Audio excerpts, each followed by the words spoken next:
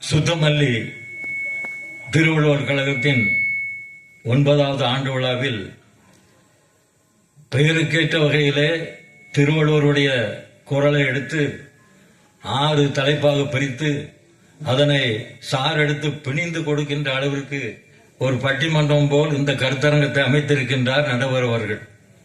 அவர்களுக்கு முதலாவது நன்றியை தெரிவித்துக் கொள்கிறேன். திருக்குறளை கல்லாடர் என்பவர் சொல்லுகிறார், கடுகை துளைத்து 7 கடலை புகட்டி குறுக தரித்த குரல் என்று சொல்லுகிறார்.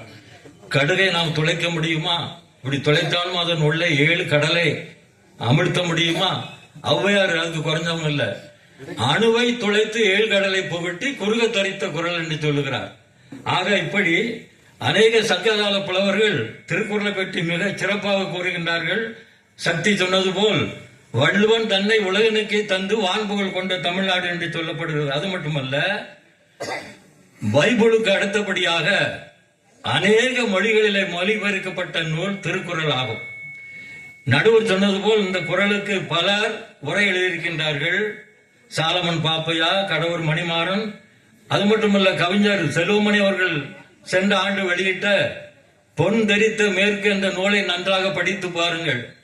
ஒவ்வொரு குறளுக்கும் ஏற்ற ஒரு சிறுகதையை கவிதை நடிகளை தந்திருப்பார். ஆக திருக்குறளுக்கு உரையாற்றிய வரிசையிலே செல்வமணி அவர்கள் வந்துவிட்டார் என்று நான் சொல்லி நம்புகிறேன். எனவே எனக்கு கொடுத்த தலைப்பு திருவள்ளுவர். ரொம்ப நன்றி. துண்டு போடணுமா? துண்டு இல்லையே. என்னுடைய தலைப்பு திருவள்ளுவர் சமூகத்திற்கு என்னென்ன குறள் எல்லாம் வைத்திருக்கின்றார். முதலாவது, பொதுவாக பெருமை என்ற அதிகாரத்திலே 972 குறளை பாருங்கள். பிறப்போக்கும் எல்லா உயிர்க்கும் சிறப்பு ஒவ்வா செய்தொழில் வேற்றுமையான். உலகத்தில் பிறந்த அத்தனை மனிதர்களும் ஒரே இனத்தைச் சேர்ந்தவர்கள்.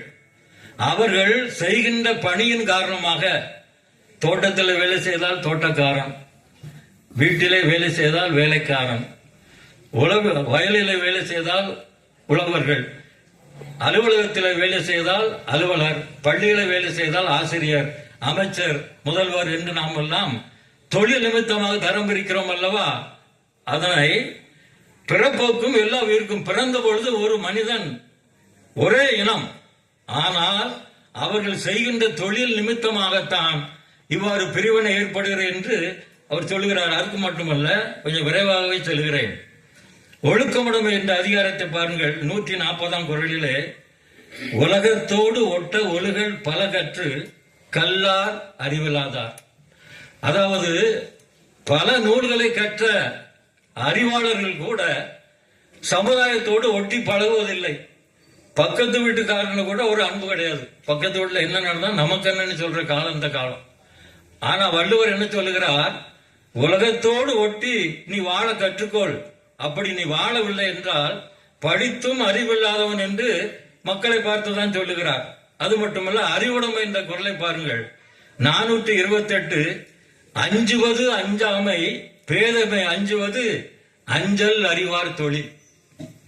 நாம் எதற்கெல்லாம் பயப்பட வேண்டும், எந்த காரியத்திற்கு பயப்பட வேண்டும் என்று நாம் நினைக்கின்றோமோ அதற்குத்தான் பயப்பட வேண்டும். பயப்பட தேவையில்லாத காரியத்திற்கு நாம் பயப்பட வேண்டிய அவசியமே இல்லை. பாருங்களா, பாம்பு கண்டா பயப்படுறோம், பள்ளிய கண்டா ஏன் பயப்படுறோம்? சில பள்ளிய கண்டா கூட கொடுத்த தண்ணி கீழே போட்டு ஓடுறாங்க சில வீட்டுல, ஊர்ல பார்த்திருக்கேன் கிட்ட. என்ன ஓடுது?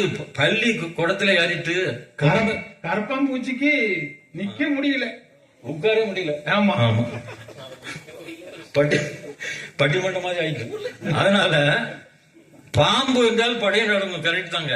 பாம்பை கண்டு நாம் பயிரோம், உண்மையில பயிர்றோம். அது கூட சிலவங்க பிடிக்க பயந்து பயிராம பிடிச்சிடறாங்க. அதனால வள்ளுவர் என்ன சொல்றார்? நாம் எதை கண்டு பயப்படணுமோ அதுதான் பயப்படணும். சிலர் கணவனை கண்டு மனைவி பயப்படுறாங்க, மனைவியை கண்டு கணவன் பயப்படுறாங்க. இதெல்லாம் தேவையில்லாத பயம். இந்த பயத்தை நீக்க நியாயமான பயம் அதுதான்.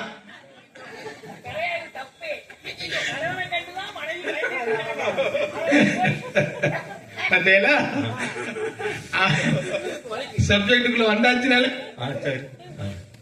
பரவாயில்ல. நம்ம கருத்தரங்க இப்பதான் சூடு பிடிச்ச மாதிரி இருக்கு. திருவள்ளுவர் விருந்தோம்பல்னு ஒரு அதிகாரம் வச்சிருக்காரு பாருங்க. அதுல 86ஆம் குறளை பாருங்க. என்ன சூடு பிடிச்சாலும் 10 நிமிஷம், நான் 8 நிமிஷம் ஆச்சு. செல்விருந்து ஓம்பி வருவிருந்து பார்த்திருப்பான் நல்விருந்து வானத்தவர்க்கு.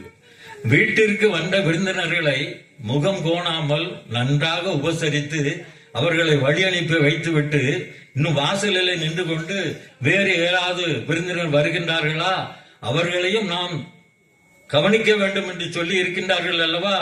அவர்களை வான தூதர்கள், அவர்கள் வான தூதர்களுக்கு மேலானவர்கள், வான தூதர்களுக்கு ஒரு விருந்தாவார் என்று சொல்லுகிறார். அது மட்டுமல்ல, நம்ம வீட்டு பக்கத்துல யாராவது ஒரு ஆளு விருந்தாளி பாடணும் பார்த்திருக்கோம் சில வீடுகள்ல.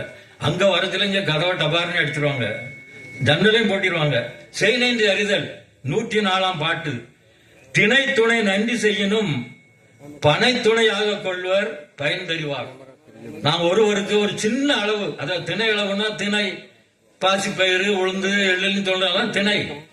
அந்த ஒரு பாசிப்பயிறு அளவுக்கு நாம் ஒருவருக்கு நன்றி செய்தால் அதை பனை அளவாக நாம் மதித்து நடக்க போற்ற வேண்டும். நமக்கு இப்படி ஒரு நன்றி செய்துட்டாரே என்று சொல்லி. அதனால இப்படி திருக்குறள்ல இவ்வளவு அழகா சொல்லியிருக்கிறாரு. இன்னும் பாருங்க, குற்றம் கடிதல் 435ஆம் பாடல். வருமுன்னர் காவாதான் வாழ்க்கை எரிமுன்னர் வைத்தொரு போல கெடும். அதாவது நம்முடைய ஒரு காரியத்தை செய்யும் பொழுது, ஒருவரிடத்துல பேசும் பொழுது, இப்படி பேசினால் என்ன துன்பம் நேரும், இப்படி நடந்தால் நமக்கு என்ன நோய் வரும் என்பதை வருமுன்னரே நாம் காத்து நடக்கும் பொழுது அந்த வாழ்க்கை செம்மையாக அமையும். இல்லை என்றால் வைக்கப்படுப்பு பக்கத்துல தீய வச்சதுக்கு சமம்னு சொல்றார். வைக்கப்படுப்பு பக்கத்துல தீய வச்சா எப்படி எரியும் நமக்கு தெரியும். அந்த காலத்துல கிராமங்கள் அப்படி நடக்கும். அதுபோல இவர் குறளாசிரியர் அவ்வளவு அழகா நமக்கு சொல்றார், உதாரணமா சொல்றார். எனவே அடுத்தது இறுதியாக ஒன்றே ஒன்று, உழவு என்ற தலைப்பிலே 1031ஆம் குறள். கெட்டிக்காரர். சுழன்றும் ஏற்பினது உலகம் அதனால் உழன்றும் உழவே தலை. இந்த பாட்டை நம்ம அடிக்கடி இந்த மக்கள் டிவியில் கூட கேட்போம். சுழன்றும் ஏற்பினது உலகம் அதனால் உழன்றும் உழவே தலை. இந்த உலகமானது பல தொழில்களை செய்கின்ற மனிதர்களால் சுழலப்பட்டு வந்தாலும் கடைசியிலே ஏர் தொழிலின் பின்னால் தான் நிற்கிறது இந்த உலகமானது. ஏர் உழவனுக்கு முன்னால் தான் இந்த உலகம் நிற்கிறது என்பதை அழகாக சொல்லுகிறார். இதனை பட்டுக்கோட்டையார் சொல்லுவார். ஏர்முனைக்கு நேர் இங்கே எதுவுமே இல்லை, என்றும் நம்ம வாழ்விலை பஞ்சமே இல்லை. பழைய பாட்டு.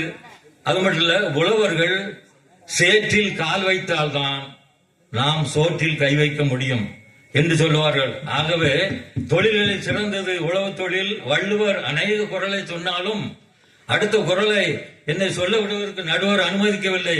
எனவே விடைபெறுகிறேன். நன்றி, வணக்கம். கண்டித்து